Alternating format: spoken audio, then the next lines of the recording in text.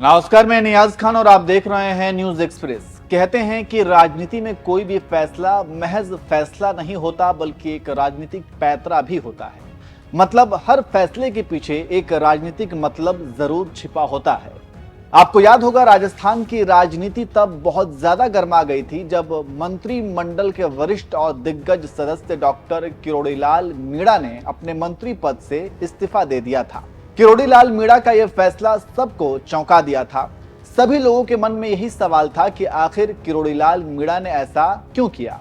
इस फैसले के कई मायने निकाले गए। बहुतों ने कहा कि मीणा भजन लाल शर्मा के नेतृत्व से नाराज हैं, क्योंकि बीजेपी में कई सारे वरिष्ठ नेता भी हैं जो सीएम पद के दावेदार थे, और जैसे ही वहां पे चुनाव हुआ था, विधानसभा चुनाव के नतीजे आए थे, उसके बाद से वसुंधरा राजे के अलावा कई सारे वहां पे बीजेपी के जो वरिष्ठ नेता थे उनका नाम आना शुरू हो गया था, और ये कहा जा रहा था कि यही मुख्यमंत्री के पद के दावेदार हैं और यही मुख्यमंत्री बनेंगे। लेकिन बिल्कुल उलट और बिना किसी अंदेशा के, मतलब ये कि बिना किसी ने ये उम्मीद नहीं की थी कि भजन लाल शर्मा का नाम मंत्री पद की दावेदारी में सबसे ऊपर होगा और भजनलाल शर्मा मुख्यमंत्री बनाए गए। और जिसके बाद से बीजेपी के अंदर जो हैं कई सारे गुट भी बंटने शुरू हो गए, और उसमें ये बताया गया कि किरोड़ीलाल मीणा भी उसी से नाराज थे,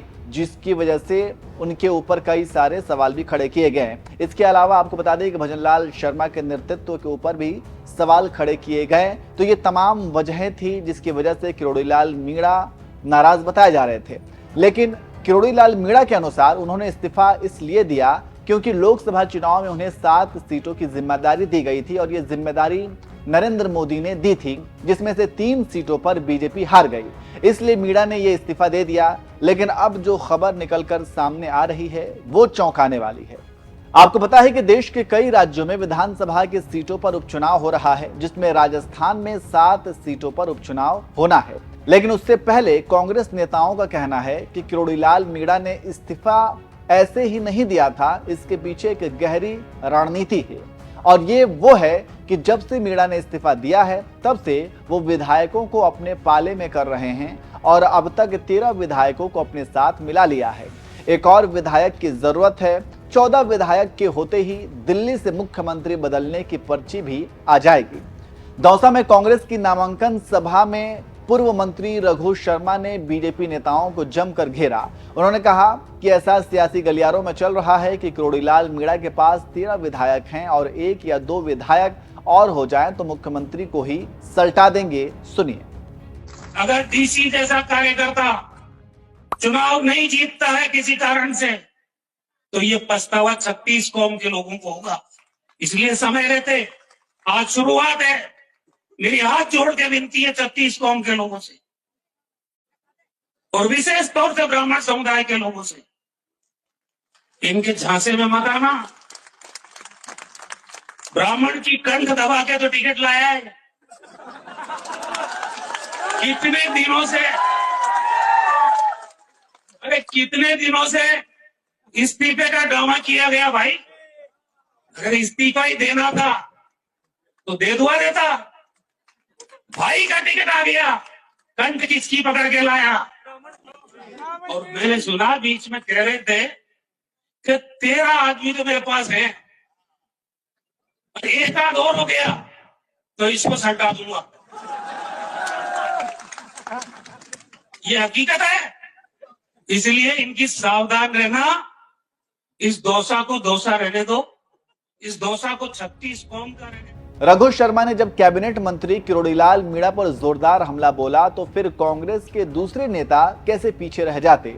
इस दौरान डोटासरा ने इस्तीफा प्रकरण का जिक्र करते हुए कहा कि किरोड़ीलाल मीणा एक बार जो ठान लेते हैं तो वे जरूर करते हैं। उन्होंने पर्ची सरकार को बदलने की ठान रखी है, और यह बात सही है कि उनके पास 13 विधायक हैं, और 14वां विधायक आया तो दिल्ली से मुख्यमंत्री बदलने की पर्ची भी आ जाएगी। तो इस तरीके से कांग्रेस नेता जो हैं वो पहले से ही इस तरीके के बयान दे रहे हैं। और आपको पता है कि राजस्थान में 7 सीटों पर उपचुनाव होना है, और इस उपचुनाव से पहले ही वहां पे राजनीति काफी ज्यादा गरमाई हुई है, और कांग्रेस के कई नेताओं ने ये दावा कर दिया है कि किरोड़ीलाल मीणा के संपर्क में 13 विधायक हैं और वो 1 और 2 विधायकों की तलाश में हैं और जैसे ही 1 या 2 विधायक उनके खेमे में, उनके पाले में आ जाते हैं, वैसे ही दिल्ली से मुख्यमंत्री बदलने की पर्ची भी आ जाएगी। आपको याद होगा कि मुख्यमंत्री की पर्ची जो है वो वसुंधरा राजे के हाथों में गया हुआ था और जब उन्होंने खोला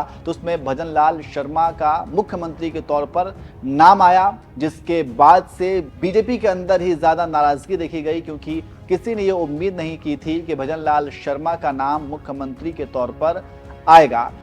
खैर, जो भी है, जिस तरीके से अब कांग्रेस के नेता ये दावा कर रहे हैं कि किरोड़ीलाल मीणा के संपर्क में 13 विधायक हैं और वो कहीं ना कहीं सरकार बदलने की फिराक में हैं और जैसे ही 14 से 15 विधायक उनके पाले में आते हैं तो दिल्ली से सीधे मुख्यमंत्री बदलने की पर्ची आ जाएगी। इसको आप कैसे देखते हैं, कमेंट करके जरूर बताएं।